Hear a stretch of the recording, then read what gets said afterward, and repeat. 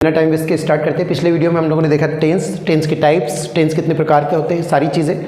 आज मैं पहला टेंस स्टार्ट करने जा रहा हूँ, present indefinite tense. Present indefinite tense की डेफिनेशन अगर आप देखें तो जिस वाक्य के अंत में ता है, ती है, ते है इत्यादि शब्द आता है उसे प्रेजेंट इंडेफिनिट टेंस कहते हैं। बट कुछ चीज़ें इसमें मोस्ट इंपॉर्टेंट है जो आप लोगों को याद ही रखना है। सबसे पहली चीज़ तो ये है कि ये टेंस जो है वो रेगुलरिटी को शो करता है, मतलब रेगुलर वर्क को शो करता है कि रेगुलर वर्क जो हो रहा है उसको, जैसे मैंने बोला कि अंत में वर्ब के अंत में ताहे तिये तेहे आना चाहिए। जैसे मैंने कहा कि वह खाना बनाता है, अब वह खाना बनाता है वो क्या है, मैंने देखा उसे, मैं आपसे अरे यार वो खाना बनाता है मैंने देखा उसे, समझ में आ रहा है ना, तो ऐसा हुआ। अब जैसे मैंने दूसरा बोला कि भैया वो आदत को भी शो करता है, आदत को शो करता है। जैसे मैंने बोला कि अंकल आपका बेटा सिगरेट पीता है, आपका बेटा सिगरेट पीता है, क्या बात कर रहे हैं, अरे वो पी रहा है अभी पीता है वो, मतलब मैंने देखा ना, आप विश्वास नहीं पीता है वो सिगरेट, तो एक्चुअल में क्या है, आदत को भी ये शो करता है, ये सेंटेंस की आदत को भी शो करता है। ठीक है, अब हम लोग टाइप्स पढ़ेंगे गाइस इसके, affirmative, negative, interrogative, interrogative plus negative. तो सबसे पहले हम लोग इसका अफर्मेटिव स्ट्रक्चर देखते हैं। In this affirmative structure subject plus main verb के फर्स्ट फॉर्म में एसीएस प्लस ऑब्जेक्ट। यहाँ पे आप लोग एक और वर्ड को यूज कर सकते हैं आईईएस। ठीक है, तो सबसे पहले सब्जेक्ट की बात आती है, तो मैं आपके सामने सब्जेक्ट लिखने जा रहा हूँ। सब्जेक्ट होते हैं आप लोगों के I, we, you and they. ठीक है, और आता ही, शी, इट और एनी नेम, कोई सा भी एक नाम। ठीक है, so with I, we, you and they and with he, she, it and name. So remember this thing, I, we, you they के साथ मेन वर्ब का फर्स्ट फॉर्म डायरेक्टली यूज किया जाता है, and he, she, it, name के साथ main verb के first form के साथ एस, ईएस और आईईएस का उपयोग किया जाता है। अब यहाँ पे आई, वी, यू दे के साथ वर्ब का first form, he, she, it, name के साथ वर्ब के फर्स्ट फॉर्म में एस, ईएस और आईईएस। अब जैसे मैंने यहाँ पर मैं कुछ एग्जाम्पल्स लिख रहा हूँ, तो थोड़ा सा प्लीज़ ध्यान दीजिएगा। जैसे मैंने बोला कि एग्जाम्पल्स में सबसे पहले आप हिंदी के अंत में ताहे तिहे में जाओगे।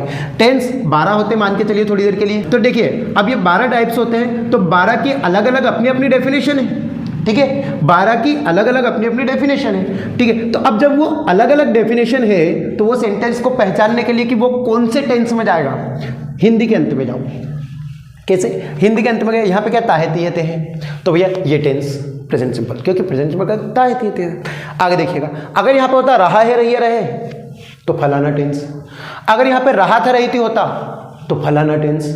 समझ में आ रहा नहीं आ रहा, तो ये चीज़ आप लोगों को फोकस रखना है। अभी इससे क्या होता क्या है, इससे पता चल जाता है कि हम इस टेंस पर जंप करने जा रहे हैं। तो भैया पहले तो अंत में जाओ, ताहे तिये तेहे, तो ये प्रेजेंट इंडेफिनिट टेंस है। प्रेजेंट इंडेफिनिट में अब ये दूसरी चीज़, अब आपको ये पहचान गए अपन लोग। अब दूसरी चीज़ क्या पहचानना कि ये कैटेगरी कौन सी है, ये अफर्मेटिव है, निगेटिव है, इंट्रोगेटिव है या इंट्रोगेटिव प्लस नेगेटिव है। सो मेरी बात अब ध्यान से सुनिएगा, नेगेटिव तो ये हो नहीं सकता क्योंकि नहीं नहीं है। ठीक है, और इंट्रोगेटिव ये नहीं है, ये मैं इंट्रोगेटिव पे जब आऊँगा तब पता चलेगा। और अगर आपको पता लगाना है, अभी लगाना है, तो आप मेरा डे 2 या डे 3 का वीडियो जरूर देखिएगा। यहाँ पे क्या है, ये गाइस अफर्मेटिव स्ट्रक्चर है। इन द अफर्मेटिव स्ट्रक्चर सबसे पहले भैया सब्जेक्ट आ रहा है, जैसा ये स्ट्रक्चर है। अब मैं आपको स्ट्रक्चर बताता हूँ एक बार हो, थोड़ी देर के लिए। वैल्यू ऑफ स्ट्रक्चर वैसे मैंने अलग स्ट्रक्चर बनाया, अलग बनाया हुआ वीडियो।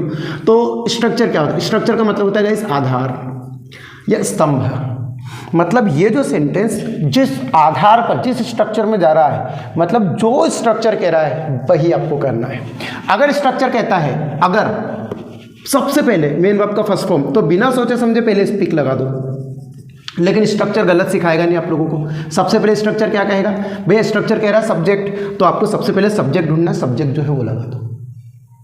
अब यहाँ पे सब्जेक्ट क्या है, राम, तो आपको यहाँ पे सबसे पहले लिखना राम।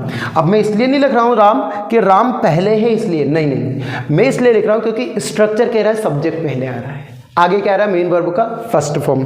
तो मेन वर्ब के फर्स्ट फॉर्म है इसमें बोलना, बोलना को इंग्लिश में क्या बोलते हैं, स्पीक। अब आगे और जाओ, क्या इसमें एस ईएस लगेगा नहीं लगेगा, तो गाइस देखो ही, शी, इट और कोई सा भी एक नाम, मतलब राम में एस लगेगा। अब वो एस लग रहा है कि ईएस लग रहा है कि आईएस लग रहा है, इसका मैं सेपरेट वीडियो बनाकर आप लोगों को डाल दूंगा, जरूर देखिएगा उसको। अब आ रहा आप लोगों का ऑब्जेक्ट। ऑब्जेक्ट यहाँ पे हिंदी है, आप हिंदी डेफिनेट लिखे एंड सेंटेंस इज ओवर, खत्म, सेंटेंस खत्म हो गया। अब जैसे मैंने बोला कि वह से छोड़िए, मैं बोलता हूँ हम खाना नहीं बनाते नहीं बनाते हैं। अब देखिएगा, अब ये सेंटेंस अफर्मेटिव है, नेगेटिव है, इंट्रोगेटिव है कि इंट्रोगेटिव नेगेटिव है। सबसे पहले ये सेंटेंस अफर्मेटिव नहीं हो सकता। क्यों नहीं हो सकता?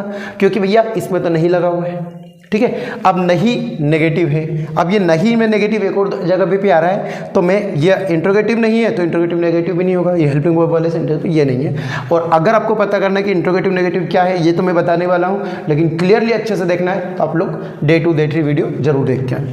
तो ये नेगेटिव स्ट्रक्चर में जाएगा, तो सबसे पहले क्या आ रहा है? सब्जेक्ट आ रहा है। हम की इंग्लिश क्या होगी? वी। अब ये सब्जेक्ट है, हमें कैसे पता हम सब्जेक्ट है? भैया ये सारे के सारे सब्जेक्ट कहलाते हैं, यहाँ से लेकर तो यहाँ तक, ठीक है, ये सब्जेक्ट कहलाते हैं। और यहाँ पे हम मतलब वो हम आए तो हम की इंग्लिश तो वी होती है, तो वी क्या? वी मतलब सब्जेक्ट। अब आगे देखिएगा, अब डू नॉट और डज नॉट। अब भैया यहाँ पे क्या नेगेटिव पे आए, तो नेगेटिव स्ट्रक्चर में क्या लगेगा? डू नॉट और डज नॉट लगेगा। तो आई वी यू दे के साथ आप लोगों को डू नॉट लगाना है, आई वी यू दे के साथ आप लोगों को डू नॉट या डोंट लगाना है। मैं डायरेक्टली डोंट लिख रहा हूँ। और ही सीट नेम के साथ आपको डज नॉट या डजंट लगाना है। बट एक चीज मैंने क्या बोला था, ध्यान से सुनिएगा, मोस्ट इंपॉर्टेंट चीज बता रहा हूँ। जैसे ही आपने डू नॉट डज नॉट का उपयोग किया, मैंने वर्ब का एस लिखा क्या? नहीं लिखा। मतलब जैसे ही आप लोग डू नॉट और डज नॉट का उपयोग करोगे, वर्ब से S E S I E S हट जाएगा। अब द मोस्ट इंपॉर्टेंट थिंग, ध्यान से सुनना, अर्थात it means S E S I E S का उपयोग प्रेजेंट इंडेफिनेट के केवल और केवल अफर्मेटिव के, और वो भी ही सीट नेम में किया जाता है और कहीं भी यूज नहीं किया जाता। This is the most important thing guys. मैं आपसे क्या कहने की कोशिश कर रहा हूं, ये जो चीजें हैं ये बहुत बारीक चीजें हैं, बहुत डीप चीजें हैं, बट इन्हीं चीजों की वजह से एक्चुअली जो डीप होती है ना, वही एग्जाम में आते हैं, ये ध्यान रखना। तो जरा ध्यान से सुनिएगा, मैं एक बार और लाइन को दोहरा रहा हूं। तो S E S I S होता है, वह प्रेजेंट इंडेफिनेट के अफर्मेटिव के भी ही सीट नेम में लगता है। नेगेटिव से S E S I S का काम खत्म। और मैंने क्या बोला भैया? आधार है, स्ट्रक्चर। स्ट्रक्चर में एस ई एस है क्या? मत लगाना, लगाऊंगा, बात खत्म हो गई। अब ये नेगेटिव का स्ट्रक्चर है, तो मुझे एक बात बताइए, पहले तो सब्जेक्ट लिख दिया, अब आ रहा है डू नॉट और डज नॉट। तो आई वी के साथ आप लोग डू नॉट का उपयोग करेंगे, मतलब मैं डोंट लिख रहा हूँ, ये हो गया डोंट। अब डू नॉट हो गया वर्ब का फर्स्ट फॉर्म।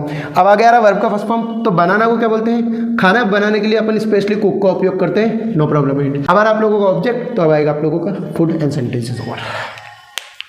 अगर समझ में नहीं आ रहा है तो प्लीज़ आप बता दीजिएगा, और अगर समझ में आ रहा है तो चैनल को सब्सक्राइब जरूर कीजिएगा। अब आगे देखिए, अब हम लोग आते हैं इंट्रोगेटिव और इंट्रोगेटिव प्लस नेगेटिव पर। गाइस इससे मैं प्रोनाउंस थोड़ा सा जल्दी कर देता हूँ। इंटेरोगेटिव है ये, तो ये इंटेरोगेटिव है और हम इंटेरोगेटिव पे चल रहे हैं। मैं से इंट्रोगेटिव बोलूँ तो मैं अगर इंट्रोगेटिव बोलूँ ना तो आप समझना कि मैं इंटेरोगेटिव बोल रहा हूँ, ठीक है। तो अब हम लोग इंट्रोगेटिव पे आ रहे हैं। देखिए गाइस, इंट्रोगेटिव को समझने की बहुत अच्छी बात बता रहा हूँ मैं आपको। पहले एक सेंटेंस मैंने लिखा और क्वेश्चन मार्क हर इंट्रोगेटिव में। सबसे पहली चीज़ तो ये है, मैंने पिछले वाले वैल्यू ऑफ स्ट्रक्चर में बताया है, और स्ट्रक्चर को अलग तरीके से अफर्मेटिव नेगेटिव इंट्रोगेटिव क्या है वो भी देखिएगा। तो सबसे पहली चीज़ तो ये है कि जिस सेंटेंस की शुरुआत में क्या होता है, अब क्या होता है और क्या की यूजुअल इंग्लिश क्या होती है? व्हाट। क्या की इंग्लिश व्हाट ही होती है नहीं होती है। लेकिन जिस सेंटेंस की शुरुआत में क्या आता है ना, उस क्या की इंग्लिश व्हाट कभी जिंदगी में नहीं बनती।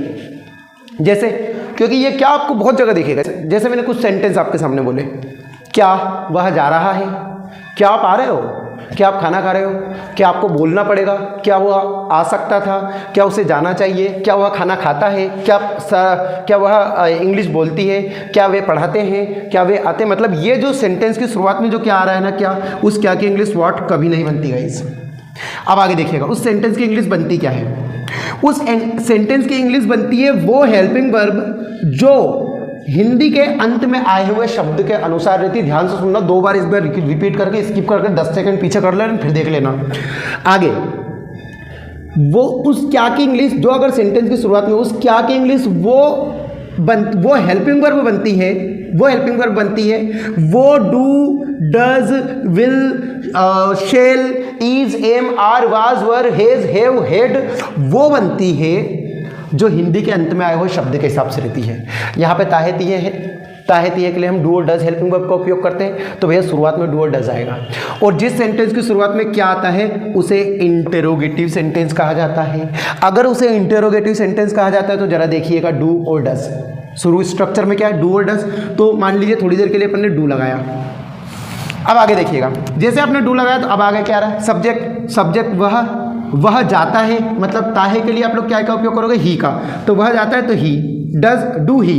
तो अब देखिए भाई ही के साथ क्या का उपयोग करोगे आप लोग, डज का। ही के साथ तो डज का उपयोग किया जाता है, तो यहाँ पे आप लोगों का डज आएगा, डू नहीं आएगा। आगे देखिएगा, तो डज ही इतना हो गया, नो सॉरी ये वाला इंट्रोगेटिव है ना, मैं इसमें बता रहा हूँ आप लोगों को, सॉरी। हाँ तो इसमें भी सेम ही है, तो डज और ये ही। अब वर्ब का फर्स्ट फॉर्म तो जाना को क्या बोलते हैं, गो। अब इसमें एसीएस, अब ये मत कहना कि एसीएस केवल अफर्मेटिव में लगता है। अब आ रहा है ऑब्जेक्ट, ऑब्जेक्ट है आप लोगों का आस्था, तो गो टू आस्था और क्वेश्चन मार्क, और सेंटेंस यहाँ पे ऐसे ओवर हो जाएगा। अब मैं इंट्रोगेटिव प्लस नेगेटिव का एक सेंटेंस आप लोगों को दे रहा हूँ, अगर आपको याद है तो कमेंट बॉक्स में जरूर बताएं।